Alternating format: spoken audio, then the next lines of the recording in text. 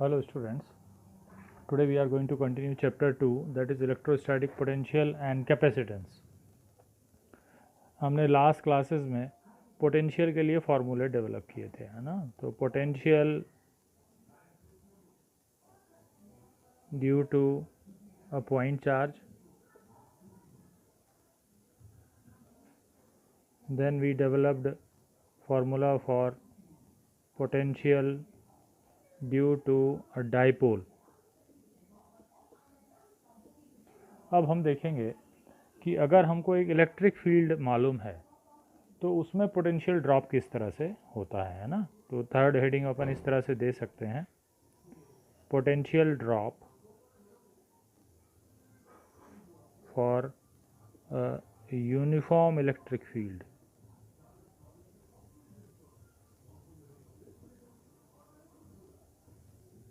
इसका मतलब है कि अगर यहाँ पे एक यूनिफॉर्म इलेक्ट्रिक फील्ड E लगा हुआ है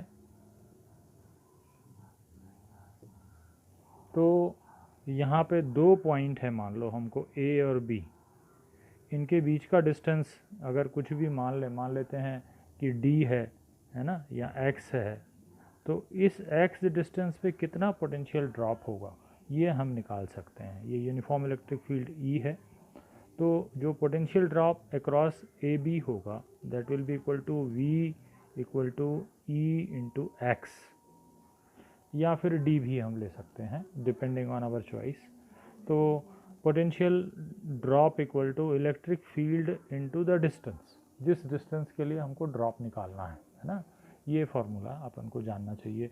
कई बार इस फार्मूले को इस तरह से भी लिखा जाता है, इसको अगर हम ट्रांसपोज कर दें तो यहाँ पे हो जाएगा V अपॉन एक्स। ये तब है जब ये यूनिफॉर्म फील्ड है। अगर ये फील्ड यूनिफॉर्म नहीं है तो फिर हमको कैलकुलस की हेल्प लेनी पड़ती है, तब हमको यहाँ पे लिखना पड़ेगा dV upon dx। That means electric field is potential differential coefficient of potential gradient with respect to distance, है ना। तो इस तरह से, लेकिन मोस्टली हम इसमें जो आगे यूज़ करेंगे वो केवल इसी फॉर्मेट में यूज़ करने वाले हैं।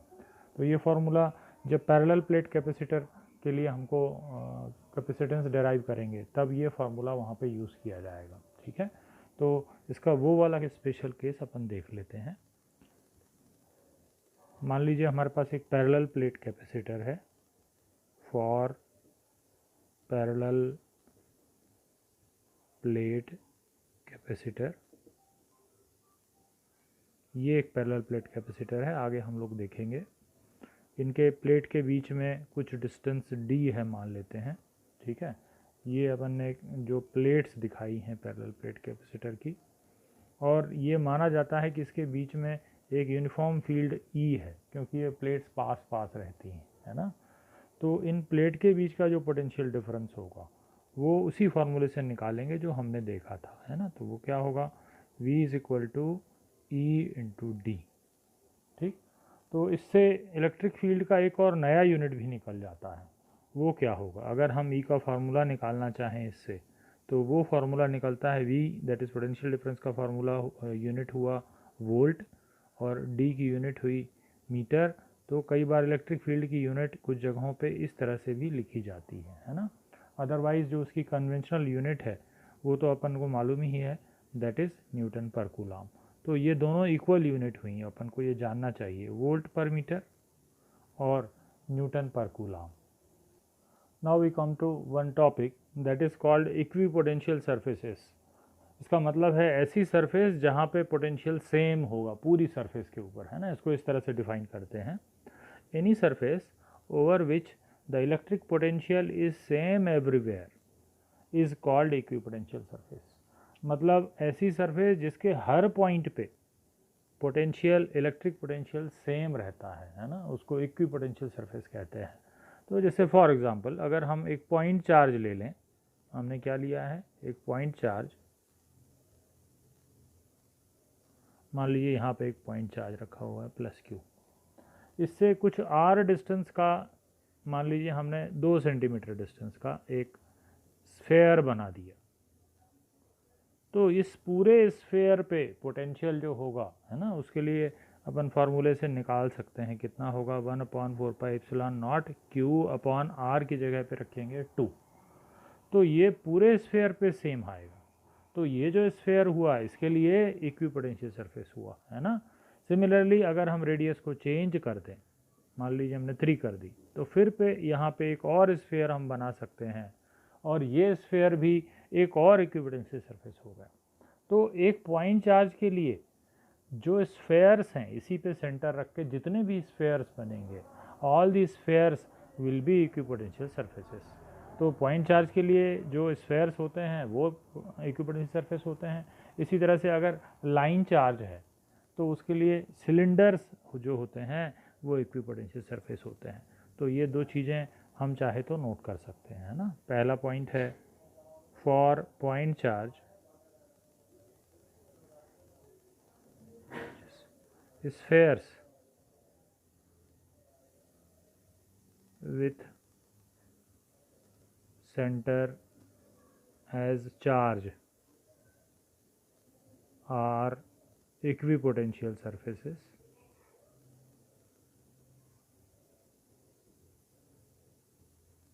इसी तरह से अगर हमारे पास लाइन चार्ज है ना, for line charge cylindrical objects है ना, सिलिंडर्स बनेंगे, तो cylinders with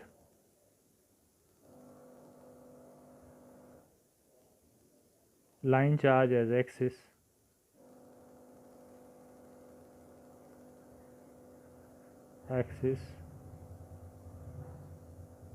will be equipotential surfaces.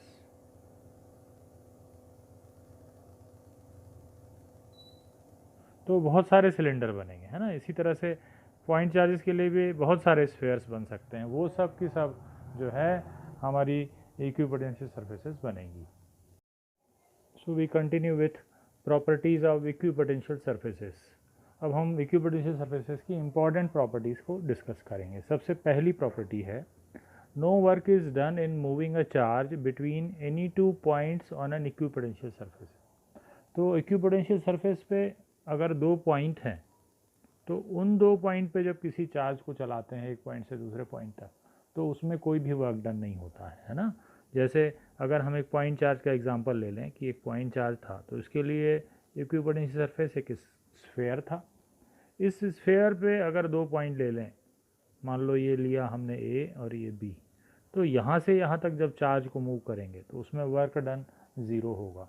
In fact केवल दो पॉइंट नहीं, ये सरफेस पे जितना भी हम किसी चार्ज को चलाएंगे तो उसको चलाने में जो वर्क डन होगा वो ज़ीरो होगा। सो वटेवर चार्ज, कितना भी ज़्यादा चार्ज हो, कितना भी एक सरफेस पे मूव कराएंगे, उसमें उसको वर्क डन ज़ीरो होगा, है ना। हाँ, अगर यहाँ पे जो दूसरी सरफेस है, अब इस सरफेस से उस सरफेस पे लेके जाएंगे तब वर्क डन होगा। अगर दूसरी सरफेस पे ही चलाएंगे चार्ज को तो फिर से वर्क डन ज़ीरो होगा। मतलब अगर एक सरफेस पे कितने भी पॉइंट के बीच में चार्ज को चलाते हैं, है ना, एनी टू पॉइंट्स, तो उसमें जो वर्क डन होता है वो ज़ीरो होता है।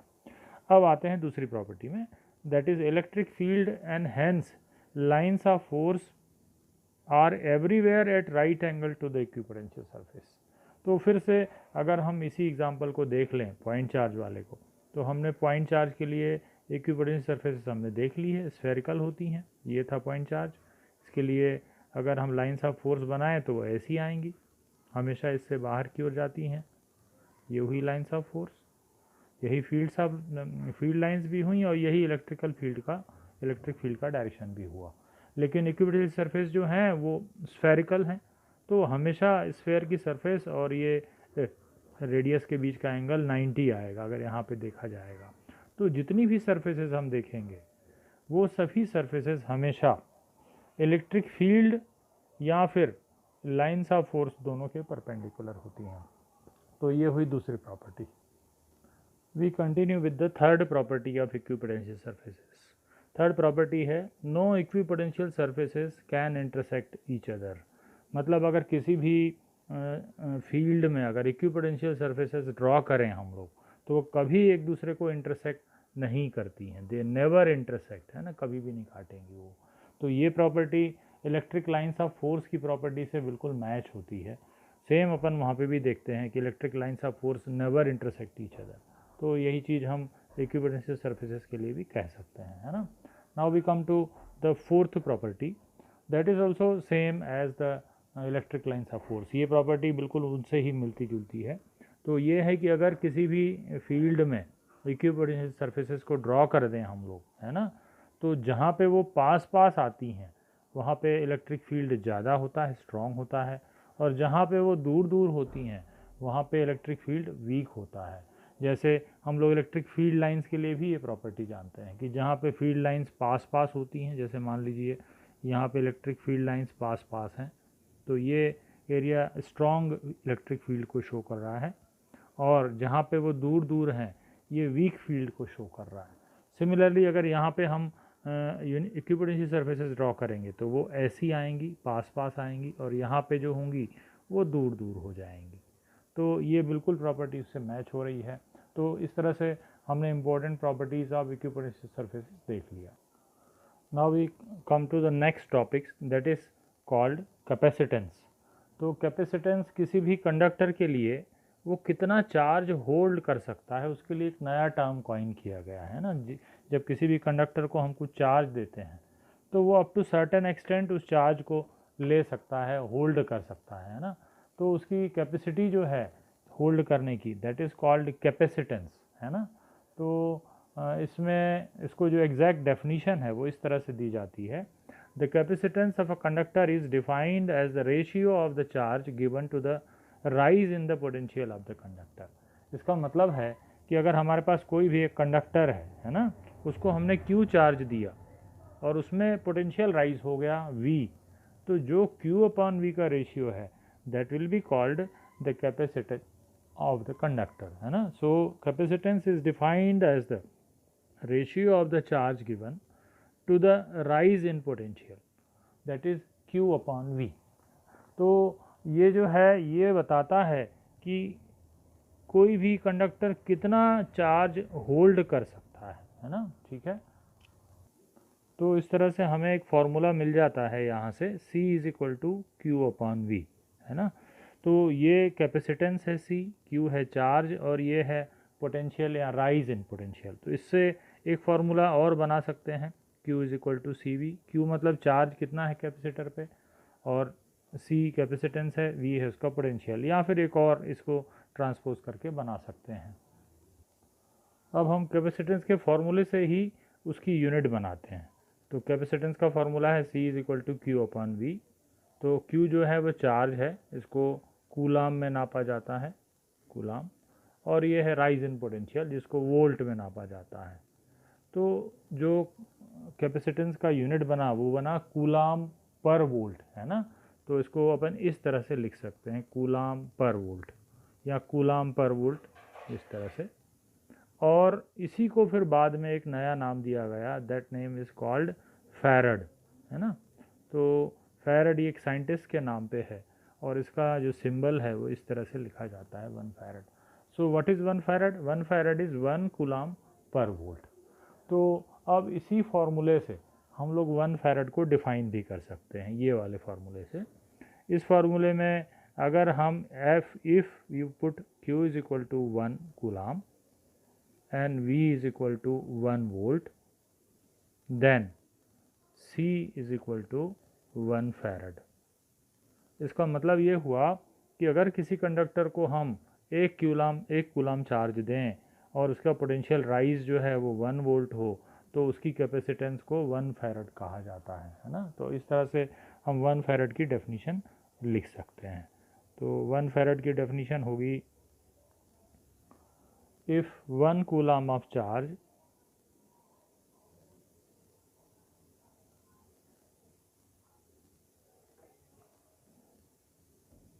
is given to a conductor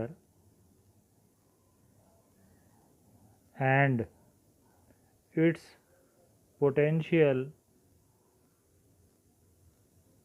rises by 1 volt, then capacitance of the conductor is said to be 1 farad.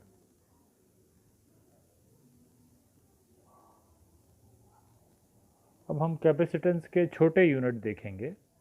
तो कैपेसिटेंस का एक छोटा यूनिट है माइक्रो फैराड, जिसकी वैल्यू होगी 10⁻⁻⁻6 फैराड। एक और यूज़ किया जाता है pico farad, that will be equal to 10⁻⁻12 farad. एक और यूनिट यूज़ करते हैं छोटा, that is called CGS unit, है ना, CGS यूनिट ऑफ कैपेसिटेंस। ये होता है स्टेट फैराड। इसको इस तरह से लिखा जाता है 1 farad is equal to 9 into 10⁻11 state farad. यहाँ कई बार इसको इस तरह से भी लिखा जाता है 1 state farad is equal to 1.11 pico farad. तो ये हमने अभी इसके छोटे यूनिट देख लिए, है ना। अब हम लोग आते हैं डायमेंशनल फार्मूला ऑफ कैपेसिटेंस। तो कैपेसिटेंस का डायमेंशन फार्मूला हम लोग अभी निकालेंगे। तो कैपेसिटेंस की जो यूनिट होती है ना, वो क्या होती है हमको मालूम है, फैराड। उसी से हम लोग उसका डायमेंशन फार्मूला बना सकते हैं। तो डायमेंशन फार्मूला जो फैराड का हमने नाम दिया था, तो वो हमने कूलाम पर वोल्ट को फैराड का नाम दिया था, कूलाम अपॉन वोल्ट। अब coulomb that is charge, charge का जो डायमेंशन फार्मूला है वो अपने को याद होना चाहिए 80। वोल्ट जो है work done per unit charge है, तो उसकी यूनिट हम लोग लिख लेते हैं जूल पर कूलाम। अब जूल मतलब वर्क की यूनिट हुई, वर्क का डायमेंशन फार्मूला भी हमको याद होना चाहिए। कूलाम, कूलाम जो है डिनोमिनेटर में है, ये ऊपर चला जाएगा, that will again be equal to 80। अब सभी यूनिट सब अब न्यूमरेटर में ले लेते हैं, m-1, l 2 बार है, ऊपर जाने पे -2 हो गया, a ऊपर 2 बार है, t-2 ऊपर जाके प्लस हो जाएगा, a जो है वो हो जाएगा total a2, m-1 l-2 t4 a2। तो इस तरह से हमने कैपेसिटेंस का डायमेंशन फार्मूला बना लिया। Now we come to the next topic, that is called capacitance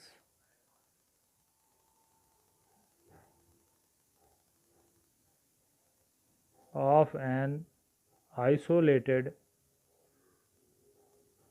spherical conductor। अगर एक आइसोलेटेड स्फेरिकल कंडक्टर है, उसकी कैपेसिटेंस हमसे पूछी जाए तो उसका फार्मूला हमको लर्न कर लेना है ना। तो उसका फार्मूला है 4πε0 इंटू आर। आर क्या है, आर है radius of the spherical conductor,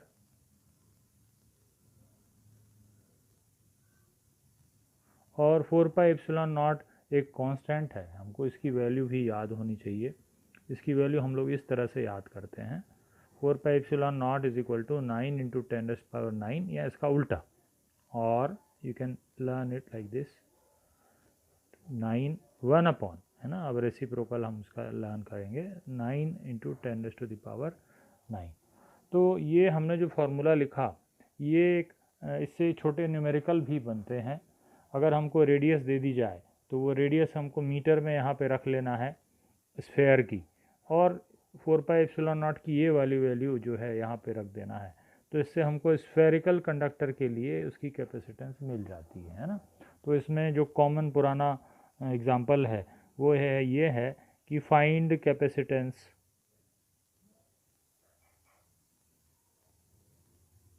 of earth. अगर अर्थ को एक कंडक्टर जैसा मान लें तो उसकी कैपेसिटेंस कितनी होगी, स्फेरिकल है ये मान के चलेंगे, तो उसमें हमको यहाँ पे रेडियस ऑफ अर्थ रखना पड़ेगा, और उससे जो सी है वो अर्थ के लिए कैपेसिटेंस हम निकाल सकते हैं। तो रेडियस ऑफ अर्थ जो है वो क्वेश्चन में जनरली दी जाती है, या हमको याद भी कर सकते हैं, वो अप्रॉक्सीमेटली 6400 किलोमीटर्स आती है। यहाँ पे हमको मीटर्स में रखना रहेगा, है ना। तो जब ये मीटर में रखेंगे और इसकी वैल्यू ये वाली यहाँ पे रखेंगे तो सी जो है वो फैरड में आ जाएगा। तो इस तरह से हमने जो है एक नॉर्मल जो स्फेरिकल कंडक्टर है उसकी कैपेसिटेंस निकालना हमने अभी देखा।